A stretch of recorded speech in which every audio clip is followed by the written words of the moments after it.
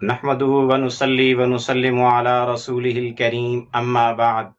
मुहतरम मुअज़्ज़ज़ सामीन व नाज़रीन, मुफ्ती सईदुर रहमान सादी आपका अपने इस चैनल पर खुश आमदीद कहते हैं।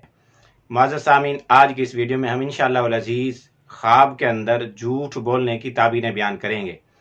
कि अगर कोई मर्द या औरत ख्वाब में अपने आप को झूठ बोलते हुए देखे या किसी को अपने से झूठ बोलते हुए सुने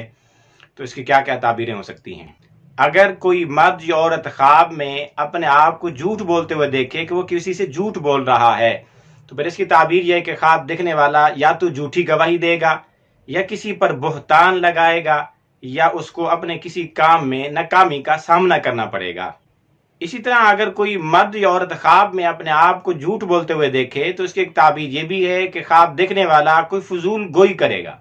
फजूल बात करेगा जिसका ना कोई दुनिया का फायदा ना दीन का फायदा होगा। लग़्व बातें करने की, बेतुकी बातें करने की अलामत और निशानी है। इसी तरह अगर किसी मर्द या औरत ने ख्वाब में देखा कि उसकी किसी बात को किसी आदमी ने आगे फैला दिया है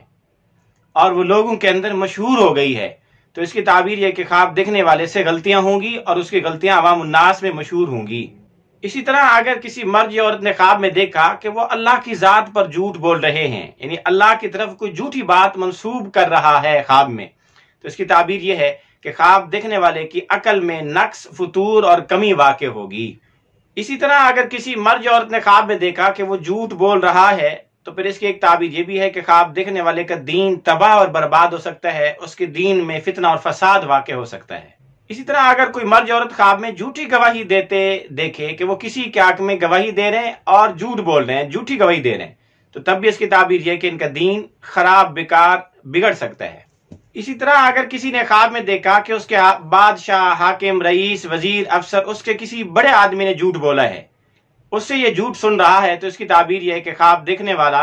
लोग उसकी बुराई करेंगे और उसकी इज्जत और आबरू खत्म हो जाएगी।